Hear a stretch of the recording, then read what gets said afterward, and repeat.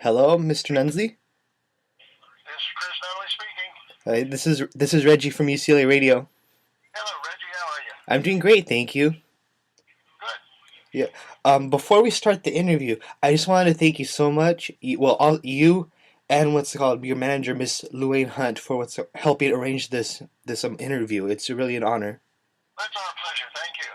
Yes, it's just so cool to be talking to one of the members of the Royal Guardsmen. And like Well, it's yeah. Well, it is what it is. We had a great time in the '60s and '70s, and we still occasionally played a few shows now and again. oh sweet. What's it called? And you guys are you're still recording, aren't you? Like you start recording again? We have done a couple of sessions in the last couple of years.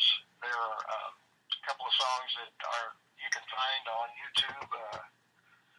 One that we recorded with Luann, something she wrote and does the lead vocal on uh, for last Christmas release, and it'll probably be available again this holiday season. It's called Rudy's Winter Break.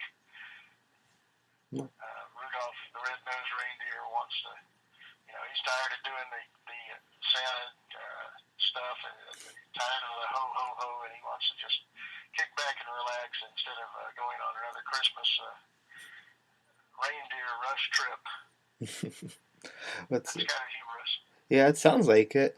So do you think you'll be recording any more Christmas songs then? Like in the style of Snoopy's Christmas or this song? I would like to. We don't have anything at the moment that's ready for it, I but see. it would be a great thing to do again. Oh, okay. Well, if I could take it kind back to the way back to the beginning, back in like around the 60s, like 66, that era, I want to ask, how did you guys decide upon the name the Royal Guardsmen? Well, the Royal Guardsman was the name of an amplifier made by the Vox Corporation Mm, out of England, and of course, at that time, the Beatles were using Vox equipment, and everybody wanted to be like the Beatles, so we, of course, had to mortgage our souls to get some Vox equipment and making payments every month. And the name of one of the amplifiers was called the Royal Guardsman, and for some reason, well, actually, I was not in the band yet at that time. The bass mm, player and the drummer decided to rename the band the Royal Guardsmen. It had been called the Postman, Posmen, with mm. no T, like a postal carrier. But they left the T out because that's what you did. You kind of made a play on words of everything back in those days. Oh yeah, what's it called? That's interesting. And this was like so what year did the band in its in the form we know it come together? Like you and the other members like Barry Winslow. When did that come together? I joined the band in the fall of 1965, Mm, and we had a guitarist join after I did, named Tom Richards, and a keyboard player very early in 1966, Billy Taylor, who's still a Royal Guardsman. Tom Richards unfortunately passed away in 1979 from a brain tumor, well, I'm sorry about that. It's really sad. and we still miss him. Yeah. Well, did you guys have any reason to believe that Snoopy versus the Red Baron would be as massively successful as it was? No, we really did not. In fact, the way that the song came about, we were uh, we were playing at a regional talent. I guess you call it a talent show. Is what they call the Shower of Stars that a local radio station in the Tampa area was holding, and we were one of the bands. And the man who eventually became our producer, his name was Phil Gernhard, uh, came to us with the lyrics to Snoopy versus the Red Baron on a 8.5 by 14 legal pad, and said, a friend of mine and I wrote this song. We think it's going to be a hit. Why don't you take a look at it, see what you can what kind of treatment you can come up with. And we didn't really, I mean, everybody read the funny papers at that time. Snoopy was sitting on his doghouse as the flying ace and shouting "Curse you, Red Baron" and all that. Mm-hmm. And we just said, well, we thought of ourselves as serious musicians, and didn't want to really have anything to do with a novelty type song, because we figured, well, everybody will think of us as the Snoopy Boys, and they'll think that's all we can do, which kind of is what happened down the road. But at that time, we just said, all right, well. So a week later, Phil Gernhardt was coming up to where we live in Ocala, which is about an hour and a half north of Tampa, and said, well, Phil's going to come see us this weekend. We probably ought to put something together with. So we did this real hokey kind of after the turn of the century, and we played it for him, and he liked it. He said, play it again. So we played it again. He said, tell you what, 2 weeks I'll set up a recording session at a studio down in Tampa, and we'll put it on some tape and we'll shop it around, because Phil was an independent producer. He wasn't contracted to any particular label. So we went down to Tampa, we cut the song, he sent it out to a couple of places, and like 2 weeks later it was being played all over the country on radio stations. It was one of those overnight success things, that you hear about. That's crazy. It's I know. This was like the week before Thanksgiving in 1966 when the record came out. Wow, that's just crazy. And in addition to the song we all know and love, you guys also recorded a copyright friendly version of Snoopy called Squeaky versus the Black Knight, which is basically the same song but with the names changed. Right. Did you guys write the replacement lyrics, or like No, Phil and his partner, Big Holler, Richard Holler, Oh, okay. wrote the alternate lyrics. There was some feeling that in Canada and some places where the Queen's English is spoken, there's reference into the song Snoopy versus the Red Baron as that bloody Red Baron. And in polite society, certain people frowned upon using the phrase bloody for anything. Yeah, I had read that like I think it was in Australia that the song was banned on some stations because of that, but I couldn't find any Right. sources for that. So, yeah. You're right about the copyright hassle too. There was Charles Schultz, who at that time drew the Peanuts comic Mhm. strip. There was some contention with him, and when they offered to pay him a couple of percentage points in royalties on the thing, then all fences are mended. And so if you can find a copy of Squeaky and the Black Knight, it's probably a collector's item. Oh, wow. Do you think we can expect to see an official release of it, like on CD format? I mean, I know it's the same thing as Snoopy versus the Red Baron, but it's kind of a curiosity, you know? Maybe. Yes, it very much is. I don't know. That's a good question. I'll have to talk to the other guys in the band and suggest Okay. that, 'cause that's a very good idea. Yeah, it would be really cool, and I'll probably play it on here. So, yeah. Well, in the wake of Snoopy's success, it seems few remember that it wasn't your first single. That honor goes to "Baby Let's Wait," which was released a few months before Snoopy, and unfortunately did not chart. And the song, like, it encourages abstinence, but at the time, were you worried at all that it might cause controversy or outrage because it even alluded to sexual matters? Well, actually, we covered that song. It was an album cut off of the Young Rascals. I think Oh, it was on okay. their first album, Oh, okay. and so it was already published, and Mm-hmm. we just recorded it and never really had any backlash because of the possible sexual content or anything. Mm-hmm. That wasn't an issue even Oh, back then in the '60s. oh, Well, of wow. course, that was the next summer. 1967 was the summer of love, love and peace and all that. Oh, So I see. I think that was a non-issue at that time. Oh, okay. All right, I see. Yeah, and if I also like, well, if I'm not mistaken, the band released its first album, also titled Snoopy versus the Red Baron, after only after releasing the single. Was this possible because of the single's success, or were you going to record it anyway? No, it was definitely because of the single success. They said, well, the single's a hit, so let's put an album together. So, in a very short time, out of a couple of weeks, we just threw together a bunch of songs that were kind of related to comic strip type stuff, Jolly Green Giant and Mm. Alley Oop, and all the stuff that's on that first album. Oh, okay, sweet. Just kind Yeah. of thrown together to Oh. capitalize on the sales of the single. Well, on the album, you do several covers, and like what's it called. I'm gonna play some like on tomorrow, such as Liberty Valance and Little Red Riding Hood. Did you guys have a system or set of criteria that determined which songs you would record, like or cover? Well, it was just not so much. It's just stuff that we enjoyed. I mean, Gene Pitney did the man who shot Liberty Valance. We Hmm. always admired the way he sang, and so we kind of threw that together and put it on the album. And, it was just stuff that we liked. Oh, okay, I see.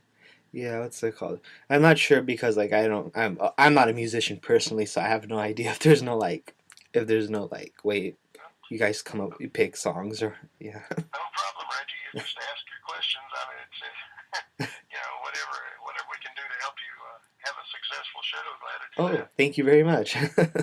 Well, one thing I really like about the covers in particular is how you make them so distinct from the original songs. And like I personally think that Billy Taylor's organ playing like really helped in this regard. And like, did you guys consciously decide for the organ to have a prominent place in the music, or did that just happen? Like, I don't Well, the original keyboard that Billy was using know. Mm-hmm. was the Vox Continental organ, which you may have seen it in its old films and stuff. It was uh, basically a little portable Mm. that had kind of a red body to it, and then the black keys on a normal keyboard were white, and the white keys were black. So it was the same fingerings. It just kind of had definitely a definitive look to it. But after we got successful and got some royalty check money, Billy Taylor decided to get himself a Hammond B3 organ. So, that's Oh, okay. that became our stable instrument for him to play. And lugging one of those big heavy sons of guns around was a chore. Oh, I see. So was the Vox the organ on Snoopy versus the Red Baron? Yes. Oh, okay, okay. Yeah. I think what's it called? I think I might recognize the name from I think I heard it in conjunction with the animals a lot, so I think I Yeah. familiar. Right. Right. The Animals had a Vox Continental also. Okay. All right. And also the year after you released Snoopy versus the Red Baron in 1967, you recorded a sequel single called Return of the Red Baron and have recorded several other songs featuring Snoopy and his nemesis. So were you excited to further explore this theme or were you kind of like, like, well, I'll just do it, but Yeah. Well, that was a record company decision. They wanted to mm, follow up. Early in '67, like I say, the original Snoopy song came out right around Thanksgiving time in '66. So early in '67, the record company says, "Well, we got to have a follow up." So Dick Holler and Phil Gernhardt wrote "The Return of the Red Baron." Of course, it wasn't. It was just a rehash of the original theme. So it didn't. It wasn't nearly as big a hit as the first one. But then we did do in the fall of '67. We did record the Snoopy's Christmas, which again gets airplay every Christmas season when it comes back around. You hear it on the radio stations. That's kind of nice. oh yeah, it's really nice to hear. I'll probably be playing it here when Christmas time rolls around too. Yeah. Yeah.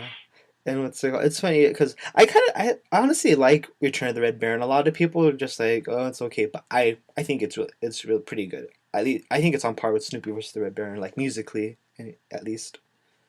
Well, thank you. I always kind of liked it too, but I guess the public, the more Snoopy stuff that got thrown at them by the Warrior Records company, they people just got Oh, I see. So Yeah. each one didn't sell as well as the previous one, although the Snoopy's Christmas record, Mm-hmm. due to the fact that it comes back every year, it did eventually get certified as a gold record. Oh, But okay. it took several years. Yeah, well, better late than never then for that kind of thing, Yeah, right? yeah, exactly. Yeah. Oh, also on Return of the Red Baron, is the guitar, is that a Rickenbacker guitar like the kind the birds used, like in Turn Turn eight and I'm sorry, Mr. Tambourine Man, is that the guitar? It sounds like, because it sounds like that. Yes, you have a good ear, Reggie. Oh, Even if thank you're you. not a musician, that's you have a good ear because that is exactly what it is. Oh, sweet. Thank you A very much. Rickenbacker 12 string. Yeah, well, it's called. Just thought it was. I don't know. It just really made the song.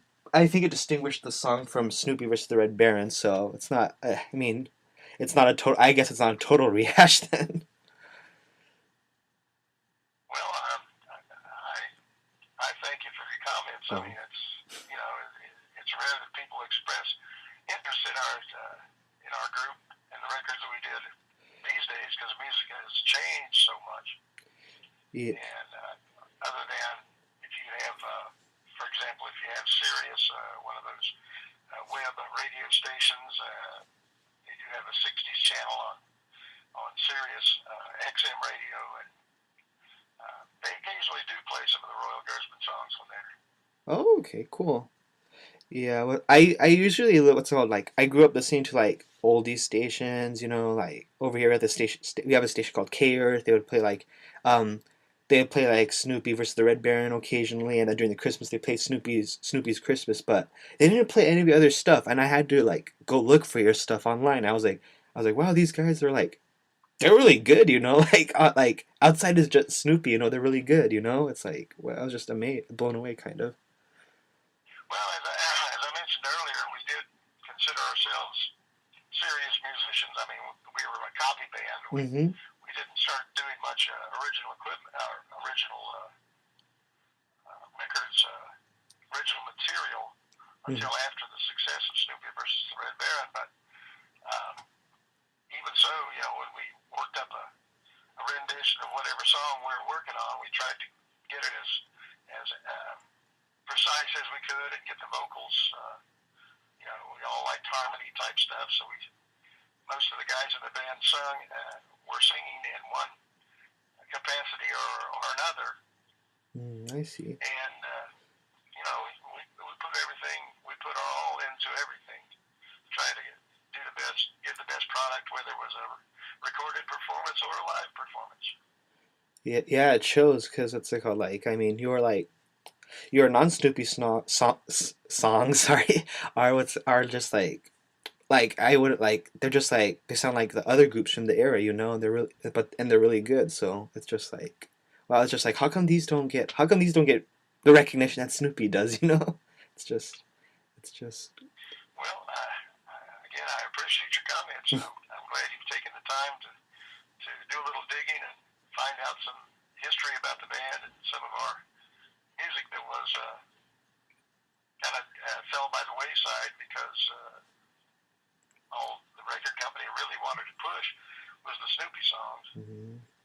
And we wrote a few things, and we did record them. They did press them into vinyl, but they didn't put a whole lot of promotion I behind it. see.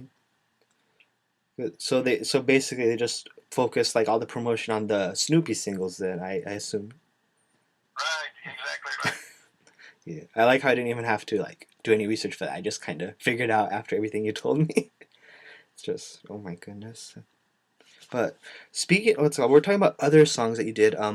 You guys on the second album you had a song called the Airplane Song, and it sounds very different from your Snoopy songs, but it became well known, like more well known at least, thanks to being picked as a Red Bull's Flug as a theme for Red Bull's Flug Tag events in 2009. Was that a pleasant surprise for you, just for that non-Snoopy Yes, related song to become that well known? yeah, absolutely it was.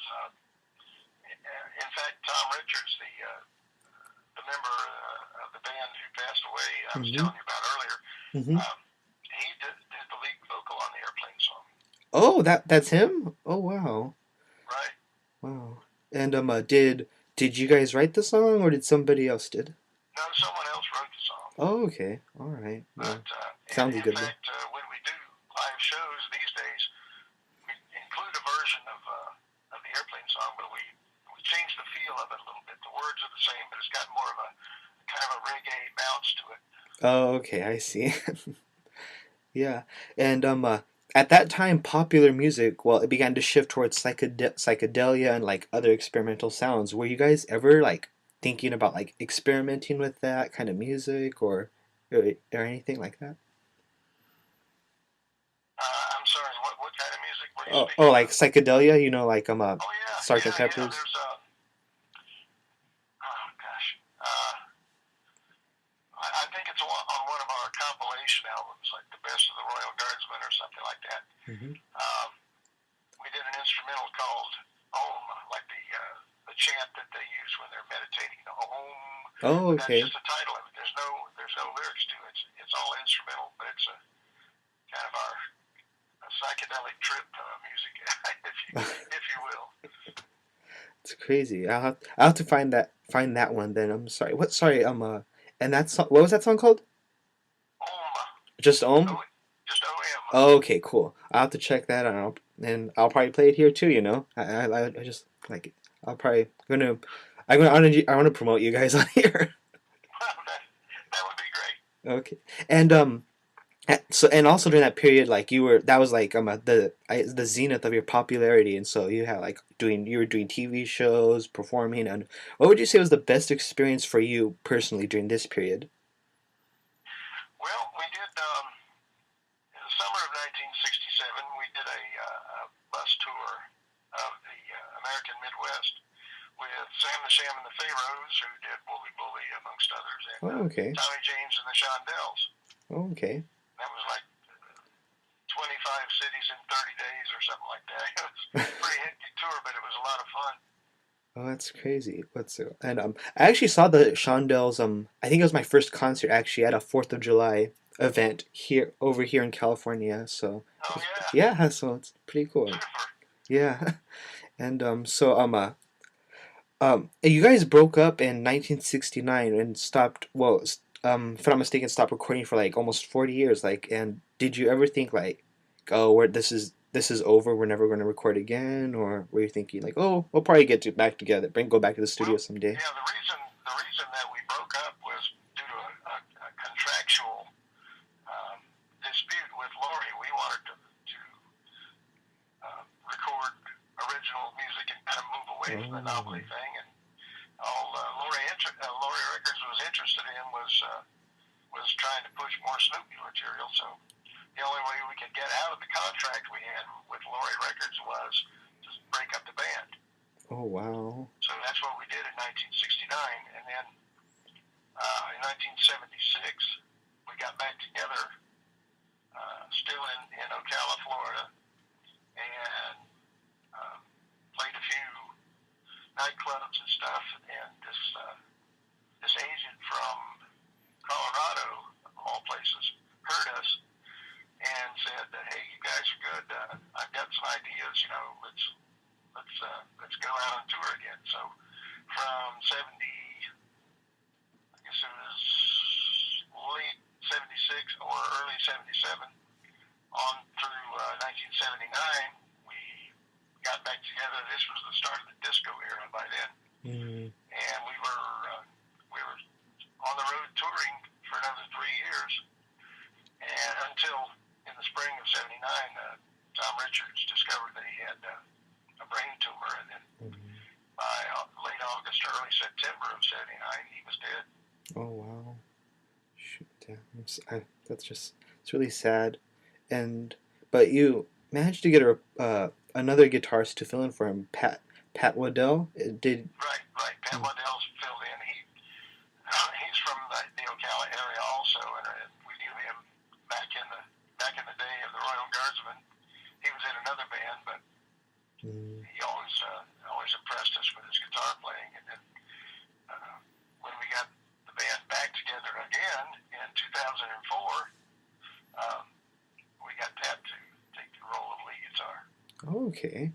And Well, you guys, and if I'm not sure about the year because I read conflicting like accounts on the internet, but if I'm not, on your according to your site in 2008, you guys returned to the studio to record a new song written by drummer John Burdett and Barry Winslow called Snoopy versus Osama, and you guys have been recording again ever since. How did that like little reunion, studio reunion come about?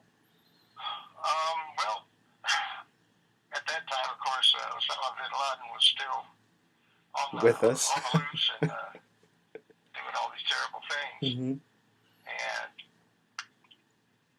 people who should have been able to take care of him weren't able to do so. So John got the idea, hey, why don't we have Snoopy hunt down Osama bin Laden? But that was actually earlier. It was about 2005, I think, July of 2005. Mm. Excuse me, when we recorded Snoopy versus Osama. Oh, okay, I see. Yeah, and the song is interesting because it sounds grittier and less childish than the previous Snoopy songs. And Right, right. I also, oh, sorry. Intentionally, that.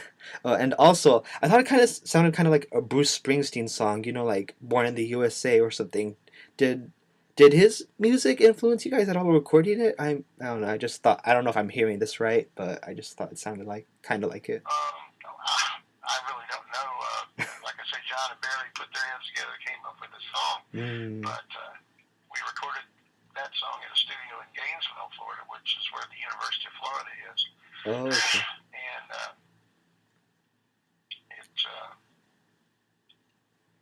I thought it turned out to be a pretty good effort, Yeah, it was recording pretty wise, good. but again, without having, well, you don't have the distribution systems in place that you used to have. Mm. Back in the 60s and 70s, you could cut a record, you could take it to a record company, they would press it into vinyl or even on CD and then Mm. distribute it to DJs and stuff, and you just don't, it doesn't work that way anymore. Oh, I see. Everything is so tied to the internet. Oh, yeah. And well, were you able to like? Do you guys have? Are you guys with another record company now, or are you guys independent? I'm curious. I don't know. I'm sorry.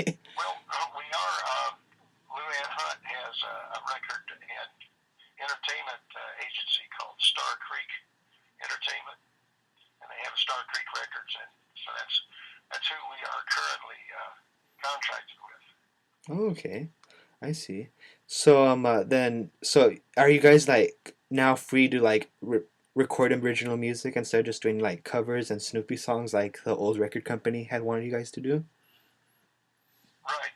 When we one of the last two songs that we did, sort of a straight ahead ballad called "Alive and Well," we did a couple of years ago, and then last year when we did the Rudy's Winter Break, Mm-hmm. those are independently produced by Luann Hunt and Star Creek, and she has a website where what's called StarCreekRecords.com, and you can look this information up, and a lot of this stuff is also available if you just go to YouTube and type in the Royal Guardsmen, and there's all kinds of information out there. I was really astonished when I went on the internet and started looking for that stuff. Oh, okay. Yeah. And what's it called? So you recorded that song "Alive and Well" and "Rudy's Winter Break." You record both of them in 2010, and also that year not only were you busy in the studio, but like you were busy like in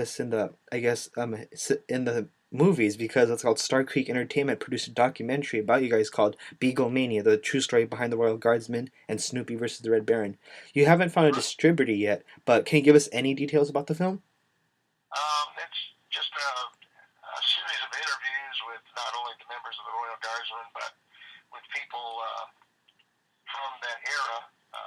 Dick Holler, who wrote Snoopy, the original Red Baron song, Oh, okay. which became Snoopy versus the Red Baron.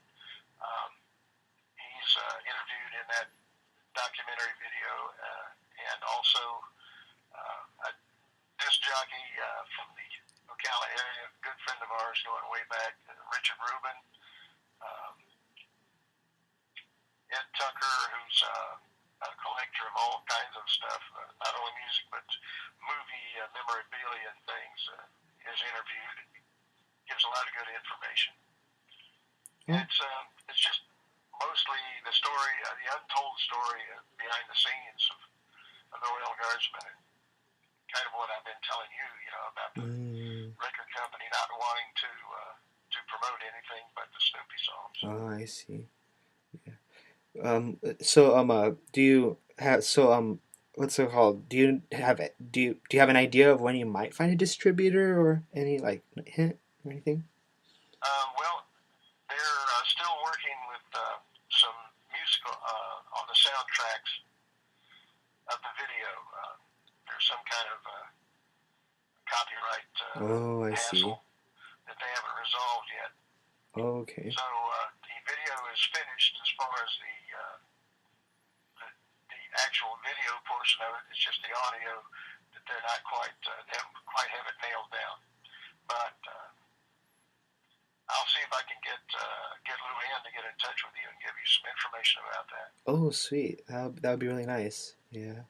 Well, well, that's unfortunately all the time we have because I only have like a 30-minute space for this interview.